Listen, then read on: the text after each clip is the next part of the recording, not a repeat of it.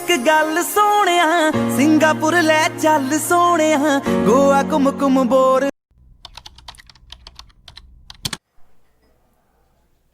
Assalamualaikum warahmatullahi wabarakatuh. Saya Novita Sari. Di sini saya akan menjelaskan tentang keseimbangan pasar. Suatu pasar dikatakan dalam keseimbangan apabila jumlah barang yang diminta di pasar tersebut sama dengan jumlah barang yang ditawarkan. Secara matematis dan grafis dapat ditunjukkan dengan persamaan, yaitu QD sama dengan QS, yakni pada perpotongan kurva permintaan dan perpotongan kurva penawaran itu sama atau seimbang, maka akan tercipta harga keseimbangan. Baik, kita lihat di sini ada grafik keseimbangan pasar, di mana di sini ada P itu menunjukkan harga, dan untuk Q itu menunjukkan jumlah atau unit. Untuk grafik QD itu adalah jumlah permintaan, dan untuk grafik QS itu adalah jumlah penawaran. Lalu untuk QE itu sendiri adalah jumlah keseimbangan, dan untuk PE itu adalah harga keseimbangan.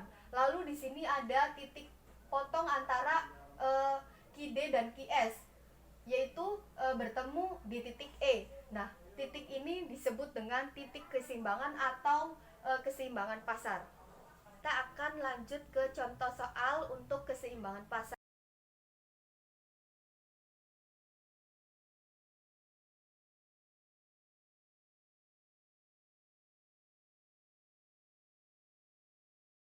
Ketahui ada permintaan, yaitu P sama dengan 15 dikurangi Q. Untuk memudahkan mengerjakan soal, alangkah baiknya kita ubah dulu menjadi Q sama dengan 15 dikurangi P. Lalu untuk penawaran, yaitu ada P sama dengan 3 ditambah 0,5 Q. Maka kita untuk mencari Q, maka kita kalikan dulu semuanya dengan 2. Kenapa? Karena kita akan menghilangkan 0,5 Q. Maka akan didapatkan hasil, yaitu 2P sama dengan 6 ditambah Q. Maka Q sama dengan negatif 6 ditambah 2P. Kita ketahui bahwa rumus keseimbangan pasar adalah QD sama dengan QS. Maka kita masukkan saja ke dalam rumus tersebut dengan yang diketahui tadi, yaitu permintaan dan penawaran. Permintaan sebagai QD dan penawaran sebagai QS. Lalu di sini kita masukkan, yaitu 15 dikurangi P untuk QD, dan untuk QS adalah negatif 6 ditambah 2P. Lalu kita kelompokkan, yaitu akan mendapatkan hasil 15 ditambah 6 sama dengan 2P ditambah P, 21 sama dengan 3P. Untuk mengetahui hasil P itu sendiri, maka kita kedua ruas kita kali dengan 1/3, maka hasilnya P adalah 7. Baik, setelah kita mendapatkan hasil dari P, maka kita substitusikan ke salah satu persamaan. Di sini saya substitusi ke dalam persamaan Q sama dengan 15 dikurangi P. Maka 15 dikurangi P yang tadi, yaitu dengan hasil 7, kita ganti. Maka 15 dikurangi 7 sama dengan 8. Kita sudah menemukan hasil dari Q. Baik, dapat kita lihat di sini ada gambar grafik untuk keseimbangan pasar itu sendiri, yaitu dengan persamaan yang tadi kita buat titiknya, yaitu ada QD dan QS. Lalu dari hasil harga keseimbangan dan jumlah keseimbangan dan jumlah keseimbangan, maka kita dapat temukan untuk titik keseimbangan pasar itu sendiri. Sampai di sini penjelasan untuk keseimbangan pasar. Kurang lebihnya mohon maaf. Wassalamualaikum warahmatullahi wabarakatuh. Assalamualaikum warahmatullahi wabarakatuh. Saya Desi Fitriani dari Universitas Muhammadiyah Cirebon, Prodi Pendidikan Matematika, akan menjelaskan pengaruh pajak terhadap keseimbangan pasar dalam MK Matematika Ekonomi. Pengenaan pajak atau pemberian subsidi atas suatu barang yang diproduksi atau dijual akan mempengaruhi keseimbangan pasar. barang tersebut mempengaruhi harga keseimbangan dan jurnal keseimbangan pengaruh pajak. Pajak yang dikenakan atas penjualan suatu barang menyebabkan harga jual barang tersebut menjadi naik. Setelah dikenakan pajak, maka produsen akan mengalihkan sebagian beban pajak tersebut terhadap konsumen, yaitu dengan menawarkan harga jual yang lebih tinggi. Akibatnya, harga keseimbangan yang tercipta di pasar menjadi lebih tinggi dari harga pada keseimbangan sebelum pajak. Sedangkan jumlah keseimbangan menjadi lebih sedikit. Pengenaan pajak tersebut, T, atas setiap unit barang yang dijual menyebabkan kurva penawaran bergeser ke atas dengan penggal yang lebih besar atau lebih tinggi pada sumbu harga jika sebelum pajak persamaan penawarannya.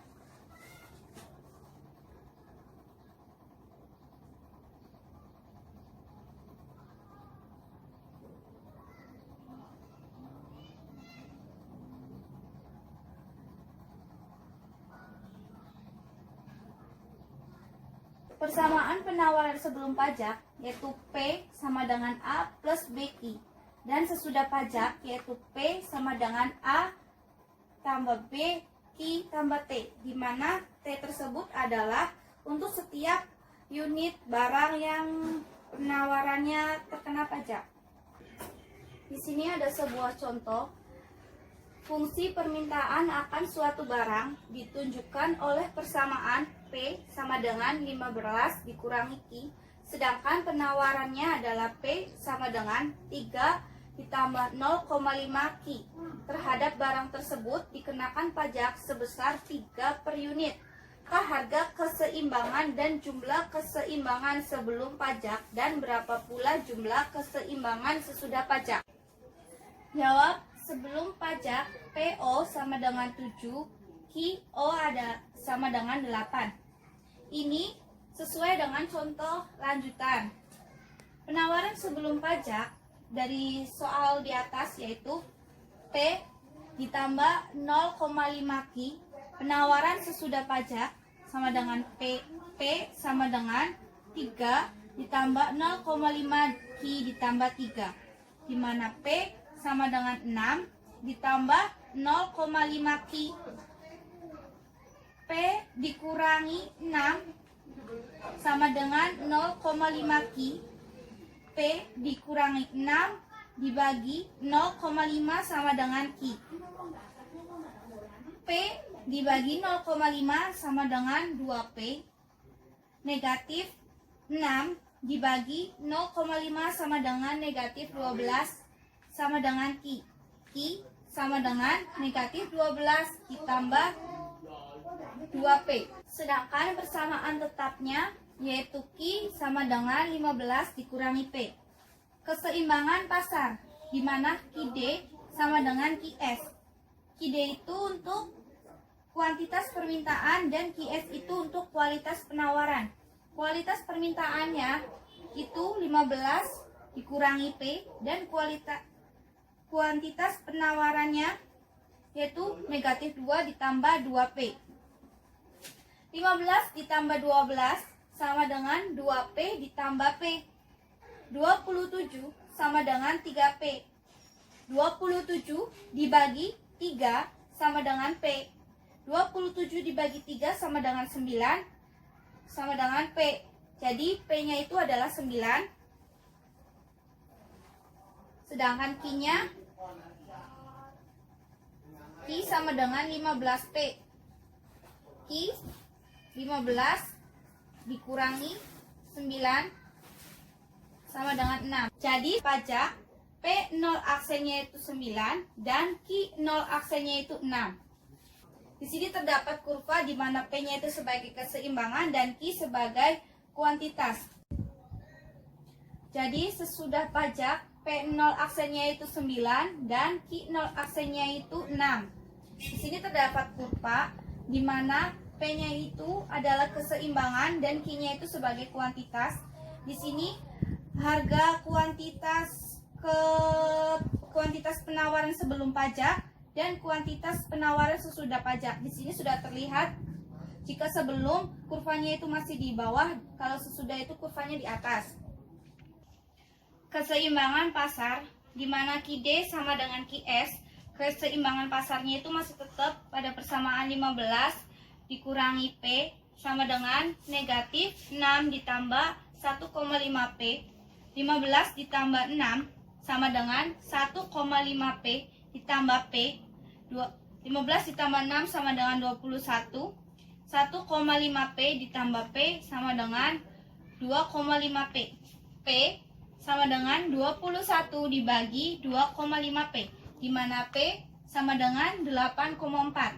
Sedangkan Q itu persamaannya 15 dikurangi P sama dengan 15. P-nya itu adalah 8,4.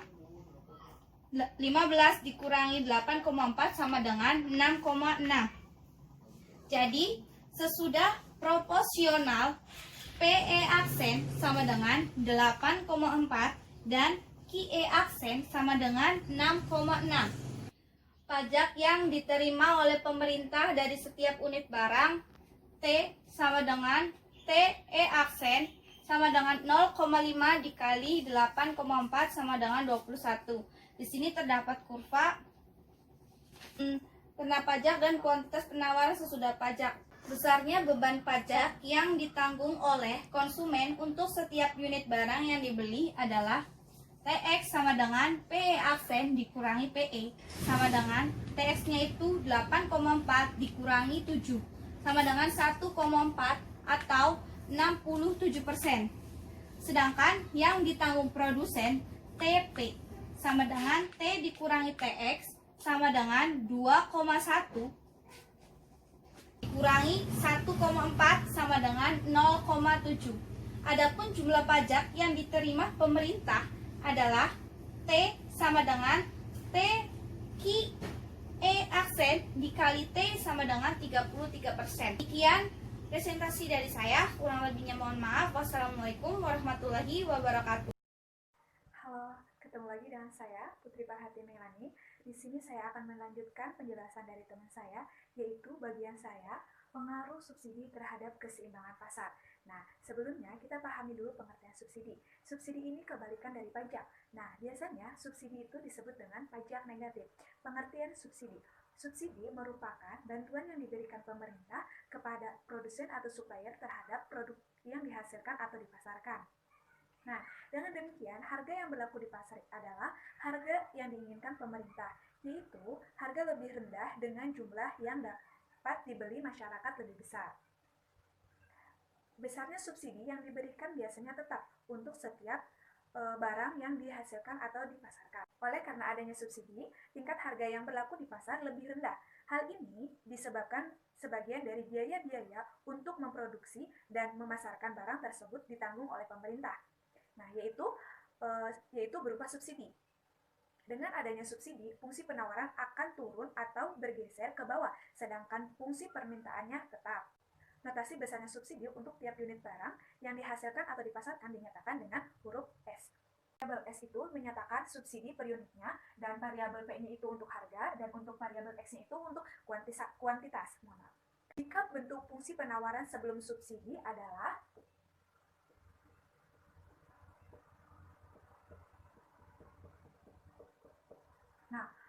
bentuk fungsi penawaran sebelum subsidi yaitu P sama dengan Fx. Nah, fungsi penawaran sesudah subsidinya menjadi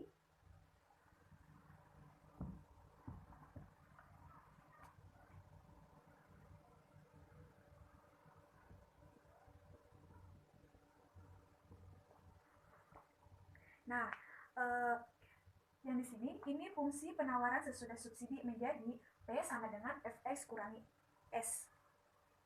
Pada grafik di depan, kita dapat melihat grafik ini terlihat bahwa fungsi permintaannya itu tetap, yaitu B, P sama dengan Fx, fungsinya tetap. Nah, dan titik keseimbangannya itu yang sebelum subsidi ada di X0 dan P0.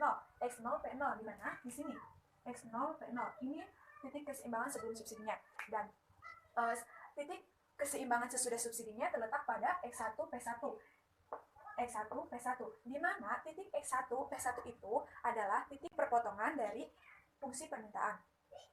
Nah, dan fungsi penawarannya sesudah subsidi menjadi P sama dengan Fx dikurangi S. Oke teman-teman, selanjutnya kita akan masuk ke contoh soal.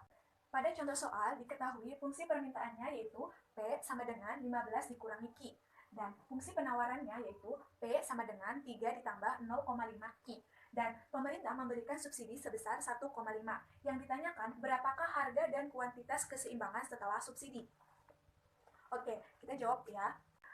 Mengambil contoh soal yang sama dengan teman saya sebelumnya. Jadi sudah diketahui yang tanpa subsidinya itu P-nya itu 7 dan Q-nya 8. Nah, di sini kan dengan subsidi harga jualnya menjadi lebih rendah. Nah, sehingga fungsi penawarannya juga berubah. Di sini sudah ada fungsi penawarannya 3 tambah 5, 0,3 ditambah 0,5 Q. Ini yang sebelumnya, dan yang sesudahnya berubah menjadi PS sama dengan 3 ditambah 0,5 Q dikurangi S. S itu subsidi. Nah, kita substitusikan kepada PS sama dengan 3 ditambah 0,5 Q dikurangi 1,5 karena subsidinya diberikan sebesar 1,5. Oke, lanjut. Hasilnya itu PS sama dengan 1,5 ditambah 0,5 Q. Nah, kita rubah menjadi QS sama dengan negatif 3 ditambah 2P. Kita jawab yang pertama dulu, kondisi keseimbangannya ya. Nah, di sini untuk menentukan harga kuantitasnya. Nah, tetapi setelah subsidi yang diberikan oleh pemerintah. Oke, di sini kondisi keseimbangan QD sama dengan QS. Nah, kita masukkan persamaan QD. QD itu fungsi persamaan permintaan yang sudah dibentuk Q sama dengan, dan QS-nya itu fungsi penawaran. Nah, di sini 15 dikurangi P sama dengan negatif 3 ditambah 2P. Nah, oke, kita kelompokkan yang punya variabel dipisah dan yang tidak punya variabel dikelompokkan juga. Nah, oke. 15 ditambah 3 sama dengan P tambah 2P. Hasilnya 18 sama dengan 3P. Lalu kita temukan di sini P-nya itu adalah 6. Nah, oke, selanjutnya kita akan mencari kuantitas keseimbangannya, yaitu Q sama dengan negatif 3 ditambah 2P.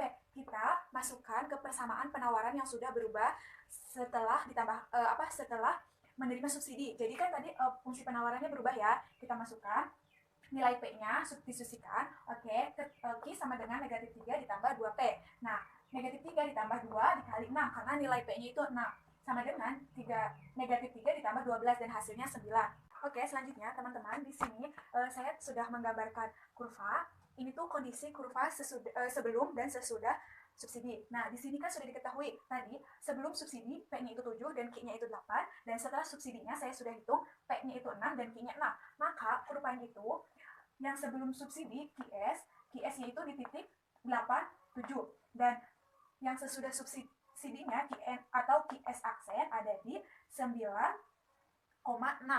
Oke, mungkin hanya sekian dari saya, kurang lebihnya saya mohon maaf. Semoga bermanfaat. Selanjutnya akan dijelaskan oleh teman saya. Ya, Assalamualaikum warahmatullahi wabarakatuh. Di sini saya Fatika Sari akan menjelaskan tentang keseimbangan pasar dua komoditas atau pasar dua barang, di mana persamaan fungsi permintaan ialah berbentuk Q sama dengan A dikurangi BP yang mencerminkan hubungan fungsional antara jumlah permintaan dan harga barang yang bersangkutan. Persamaan ini memiliki asumsi bahwa permintaan dan harga barang hanya dipengaruhi oleh harga barang itu sendiri. Faktor lain dianggap tetap atau ceteris paribus. Pada kenyataannya, permintaan ini tidak hanya dipengaruhi oleh harga barang, namun ada faktor lain dan variabel lain yang mempengaruhi. Nah, di sini apabila barang X dan barang Y mempunyai hubungan penggunaan permintaan akan masing-masing barang dipengaruhi juga oleh harga barang lainnya, maka fungsi masing-masing barang itu memiliki fungsinya masing-masing. Yang pertama adalah QDX sama dengan fungsi PX dan PY. Lalu di sini ada QDY sama dengan Y, P, PX. Nah, di sini di mana QDX adalah jumlah permintaan dari barang X dan QDY adalah jumlah permintaan dari barang Y. Kemudian di sini ada PX. PX adalah harga X per unit dan PY adalah harga Y per unit. Setelah kita membahas mengenai fungsi-fungsi yang ada di dalam keseimbangan pasar komoditas, kita akan melanjutkan ke contoh soal. Setelah kita pembahasan mengenai keseimbangan pasar dua komoditas, sekarang kita akan lanjut ke contoh soal. Di sini saya mempunyai satu soal, yaitu permintaan akan barang X ditunjukkan oleh persamaan QDX sama dengan 5 ditambah PX ditambah PY dan QDY 6 ditambah PX dikurangi PY dan QX sama dengan negatif 5 ditambah 4PX dikurangi PY dan QY sama dengan negatif 4 dikurangi PX dan ditambah 3PY. Nah, di sini kita akan mencari penyelesaian harga dari keseimbangan pasar masing-masing. Nah, yang pertama kita akan melakukan penyelesaian satu, di mana QDX sama dengan QX. Kita masukkan persamaan QDX yang terlebih dahulu, di mana QDX adalah 5 dikurangi 2PX ditambah PY sama dengan negatif 5 ditambah 4PX dikurangi PY. Hasilnya kita akan mengelompokkan sesama variabel. Yang pertama, negatif 2PX dikurangi dengan 4PX sama dengan negatif 5 dikurangi 5 dikurangi PY dan dikurangi PY lagi. Nah, hasilnya negatif 2PX dikurangi 4PX adalah negatif 6PX sama dengan 10 dikurangi 2PY. Nah, setelah kita mendapatkan hasil negatif 6PX sama dengan 10 dikurangi 2PY, kita membuat ini adalah persamaan 1. Lalu yang kedua, QDY sama dengan QY, yaitu kita masukkan lagi persamaannya, di mana QDY sama dengan 6 ditambah PX dikurangi PY dan negatif 4 dikurangi 6 ditambah 3PY. Nah, sekarang kita pengelompokan lagi, di mana PX ditambah dengan PX sama dengan negatif 4 negatif 6 ditambah 3PY dan ditambah PY. Hasilnya adalah 2PX sama dengan negatif 10 ditambah 4PY. Nah, yang ini adalah persamaan yang kedua. Kita eliminasi persamaan 1 dan 2. Yang pertama adalah persamaan ke-1, yaitu negatif 6PX sama dengan negatif 10 dikurangi 2PY. Lalu ada persamaan kedua, 2PX sama dengan negatif 10 ditambah 4PY. Nah, lalu kita kalikan 2 dan 1, di mana hasilnya adalah negatif 12PX sama dengan negatif 20 dikurangi 4PY. Lalu yang kedua ada 2PX sama dengan negatif 10 ditambah 4PY. Lalu kita tambahkan, hasilnya adalah negatif 10PX sama dengan negatif 30. PX sama dengan negatif 30 dibagi negatif 10 adalah PX adalah 3. Jadi kita sudah mengetahui bahwasannya PX adalah 3. Selanjutnya kita masukkan ke dalam persamaan 1 atau 2. Di sini saya menggunakan persamaan yang kedua, yaitu 2PX sama dengan 10 ditambah 4PY, di mana PX kita ganti dengan senilai 3 karena sudah diketahui PX sama dengan 3. Jadi 2 kali 3 sama dengan negatif 10 ditambah 4PY. Lalu 4PY sama dengan negatif 10 negatif dikurangi 6. PY sama dengan negatif 16 kita bagi dengan negatif 4. PY adalah 4. Setelah kita mengetahui PX dan PY, lalu kita ganti, kita masukkan ke dalam QX sama dengan tadi kita cari QX-nya itu sama dengan 5 dikurangi 2 PX ditambah PY sama dengan 5 dikurangi 2 dikali 3 ditambah 4, yaitu berarti 5 dikurangi 6 ditambah 4 adalah 3 hasilnya. Lalu QY sama dengan 6 ditambah PX dikurangi PY sama dengan 6 ditambah 3 ditambah 4, hasilnya adalah 5. Jadi kita sudah mengetahui hasil harga masing-masing per unitnya. Yang pertama, nilai harga X per unitnya adalah 3 dan nilai harga Y per unitnya adalah 5. Sekian presentasi saya mengenai keseimbangan pasar dua komoditas atau dua barang. Wassalamualaikum warahmatullahi wabarakatuh.